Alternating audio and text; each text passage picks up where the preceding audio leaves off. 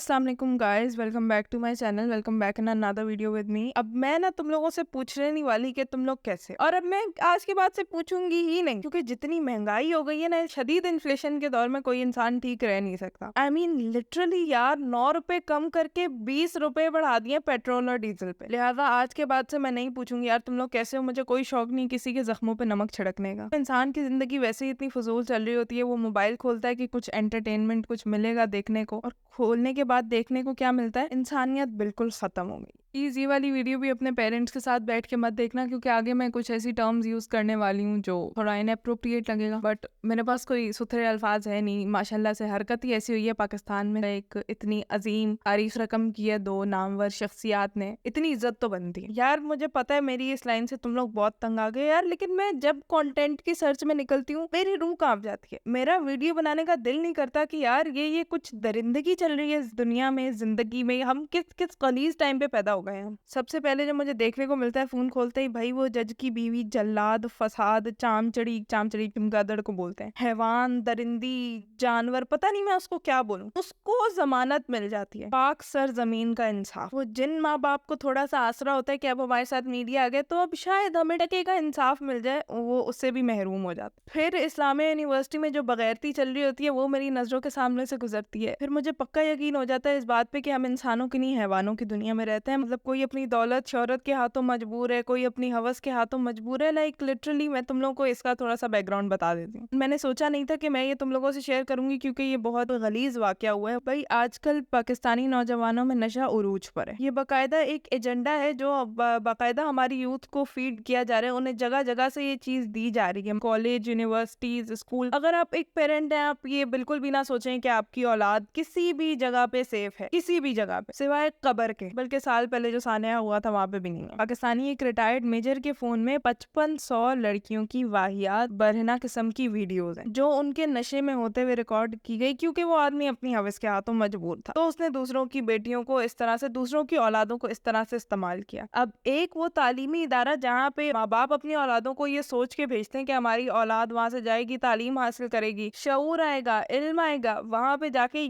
ये सब मिल रहा है, ये सब आ रहा है उनके पास, चरस, cocaine, heroin, whisky, beer, vodka, पता नहीं क्या क्या दुनिया जहान की फजूलियात। माँ बाप औलादों की खून पसीना एक करके यूनिवर्सिटीज की फीस दे रहे हैं, फिर उनके हॉस्टल्स के खर्चे, और औलाद आगे से जाके करी। अब यूनिवर्सिटी के मुख्तलिफ कैंपसेस में 35,000 बच्चे पढ़ रहे हैं, तो 35,000 बच्चों के जो माँ बाप हैं वो तकरीबन 70,000, इस वक्त 70,000, 35,000 पेरेंट्स और 70,000 कुल मिला के लोग किस कदर जहनी अजियत का शिकार हैं, ये सिर्फ बच्चों के माँ बाप ही समझ सकते हैं। अब हर सेकंड वो किस तरह से अजियत का शिकार हो रहे होंगे कि उनकी औलाद की, उनकी बेटी की इतनी वीडियोस और पिक्चर्स सब एक मेजर के फोन में। और ये सब हुआ किस लिए था कि तारिक बशीर चीमा ने अपने बेटे को पवित्र साबित करने के लिए मेजर जनरल के फोन से उसकी वीडियोस और पिक्चर्स निकालनी थी। सिर्फ इस चीज के लिए उन सबको अजियत दी जा रही है। और फिर इनकी फजूल, इन गलीज हरकतों के बाद अगर इनको कोई एक्सपोज करने की कोशिश करता है या इनकी कोई बातें लीक करता है, तो ये उसको उल्टा धमकाना शुरू कर देते हैं कि तुम्हें यहाँ तक नहीं छोड़ेंगे, तुम्हें वहां तक नहीं छोड़ेंगे, तुम्हें कब्र के अदाब तक नहीं छोड़ेंगे, तुम्हें कब्र की दीवारों तक नहीं छोड़ेंगे, तुम्हें तुम्हारे जनाजे तक नहीं छोड़ेंगे। लिटरली यार मैं इन दरिंदगियों पे ना बात कर करके थक गई हूँ। और इस सारे फसाद की जड़ हमारे दिमाग में घुसा हुआ कीड़ा है, फ्यूडल माइंडसेट, कि भाई तू वडेरे, तूने बाप की जमीनें संभालनी है, तूने खानदान की इज्जत बचानी है, औरतों पे तुम लोगों ने जुल्म करना है, मर्दों को तुमने मिजाजी खुदा नहीं खुदा बना के पोर्ट्रे करना है सबके सामने, पूरी दुनिया के सामने, कि तुम चाहे रात को नशे करो, तुम एकदों में मिलो, लेकिन तुम्हारी औरत ने चादर लेके सर पे घर से बाहर निकलना है, बल्कि